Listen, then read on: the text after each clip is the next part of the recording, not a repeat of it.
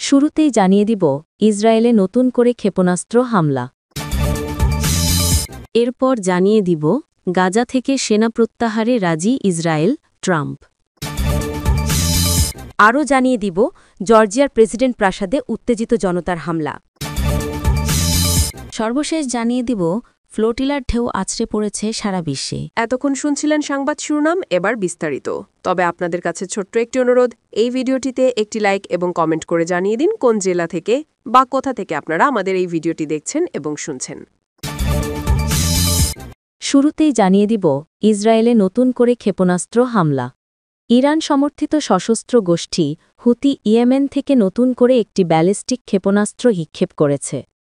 এই ঘটনার পর জেরুজালেম ও মধ্য ইসরায়েল সহ দক্ষিণ পশ্চিম তীরে সতর্কতা সাইরেন বাজানো হয়। তবে হামলাটি সফলভাবে প্রতিহত করার দাবি জানিয়েছে ইসরায়েলি প্রতিরক্ষা বাহিনী।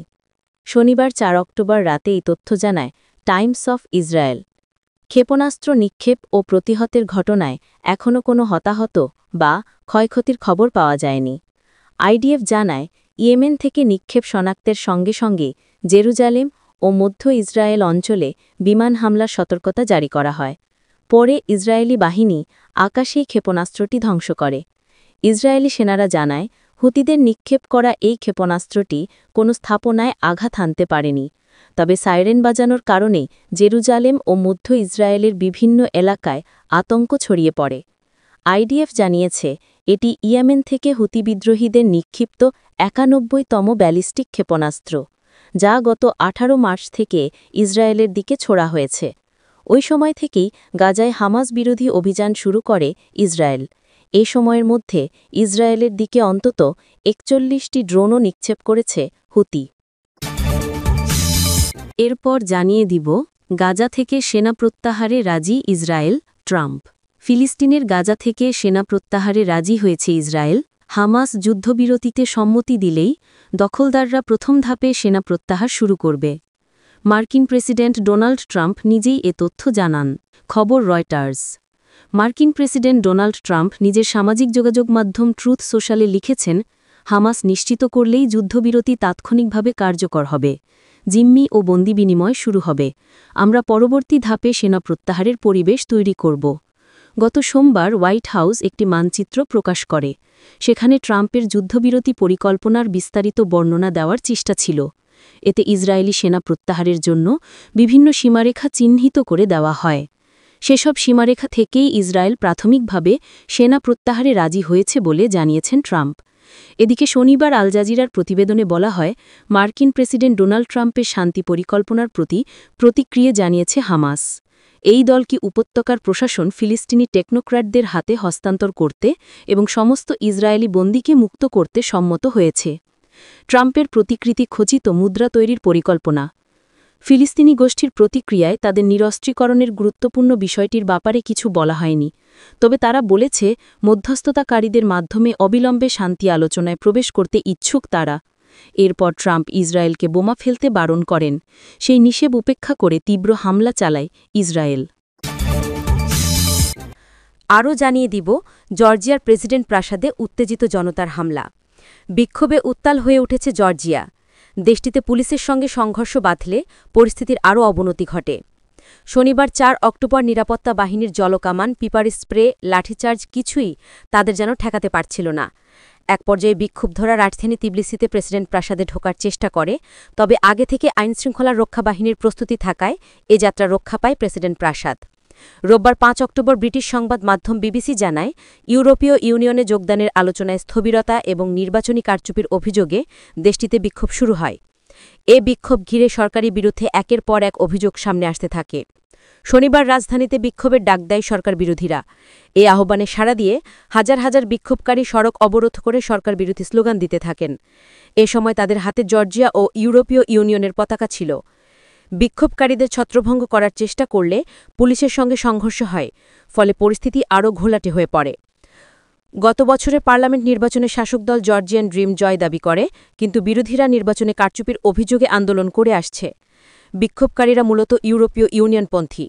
রাজনৈতিক অস্থিরতায় সরকারি বিভিন্ন দপ্তরে অচলাবস্থা বিরাজ করছে। সর্বশেষ জানিয়ে দিব ফ্লোটিলার ঢেউ আছড়ে পড়েছে সারা বিশ্বে। ফ্লোটিলার ঢেউ আছড়ে পড়ছে সারা বিশ্বে। গ্লোবাল সুমুদ ফ্লোটিলা যখন যাত্রা করেছিল তখন নৌবহর গাজায় উপকূলে পৌঁছবে কিনা তার থেকে একটি বড় বিষয় আলোচিত হয় এর বিশ্ববার্তা নিয়ে। এর মাধ্যমে তারা জানান দেয় গাজা একা নয়। শত শত নারী পুরুষ অবরুদ্ধ জনগণের পাশে দাঁড়ানোর জন্য বিশ্বের সবচেয়ে বেপরোয়া ও আক্রমণাত্মক সামরিক দখলদারত্বের বিরুদ্ধে গ্রেফতার, নির্বাসন ও সংঘর্ষের ঝুঁকি নিতে ইচ্ছুক। তাদের লক্ষ্য প্রতীকীভাবে ত্রাণসামগ্রী গাজা উপত্যকায় পৌঁছানোর মাধ্যমে আগ্রাসী ইসরায়েলের সর্বাত্মক অবরোধ ভাঙা। পাশাপাশি মানবসৃষ্ট দুর্ভিক্ষে যখন গাজাবাসী অনাহারে অসাড় হচ্ছেন, শিশুরা ধুকে ধুকে মরছে, তার মধ্যে গণহত্যার লাইভ স্ট্রিমিং চলছে, এরপরও চুপ থাকা বিশ্ববিবেককে জাগিয়ে তোলা। সব বাধা আর হামলা পেরিয়ে নৌযানগুলো যখন ভূমধ্যসাগরে, তখন তাতে হামলে পড়ে দখলদার ইসরায়েলের সেনারা। আটক করা হয় অধিকার কর্মীদের। এতে ক্ষোভ ছড়িয়ে পড়ে লোকালয় থেকে লোকালয়ে। ফ্লোটিলায় ভূমধ্যসাগরের সেই ঢেউ আছড়ে পড়ে ইউরোপ থেকে এশিয়া, অস্ট্রেলিয়া থেকে আমেরিকা, উত্তাল হয় গোটা বিশ্ব। এবারের গাজা অভিমুখী গ্লোবাল সুমুদ ফ্লোটিলা নিয়ে বিস্তারিত লিখেছেন হুমায়ুন কবির। গ্লোবাল সুমুদ ফ্লোটিলার বহর ১ সেপ্টেম্বর প্রথম প্রহরে স্পেনের বার্সেলোনা থেকে যাত্রা করে, এরপর ধীরে ধীরে এগোতে থাকে। এরপর ১৩ থেকে ১৫ সেপ্টেম্বর তিউনিসিয়া ও ইটালির সিসিলি দ্বীপ থেকে আরও নৌযান এ বহরে যুক্ত হয়। এছাড়া গ্রিসের সাইরাস দ্বীপ থেকে পরবর্তী সময়ে আরও কিছু নৌযান ত্রাণ নিয়ে বহরে যুক্ত হয়। বর্তমানে বহরটিতে ৪৪টি নৌযানের ৪০টি আটকে দিয়েছে ইসরায়েল। শুরুতে এ নৌবহরে ৫০টিরও বেশি জাহাজ ও অন্তত ৪৪টি দেশের প্রতিনিধিত্বকারী শত শত আন্তর্জাতিক স্বেচ্ছাসেবক, কর্মী ও আইন প্রণেতা ছিলেন। আয়োজকদের মতে তাদের মধ্যে ২৪ জন মার্কিন নাগরিকসহ কয়েকজন সামরিক অভিজ্ঞ ব্যক্তিও আছেন। নৌযানগুলোয় প্রতীকী হলেও উল্লেখযোগ্য পরিমাণ মানবিক কার্গোয়ে খাদ্য, চিকিৎসা সামগ্রী ও গাজার জনগণের জন্য অন্যান্য প্রয়োজনীয় দ্রব্য ছিল।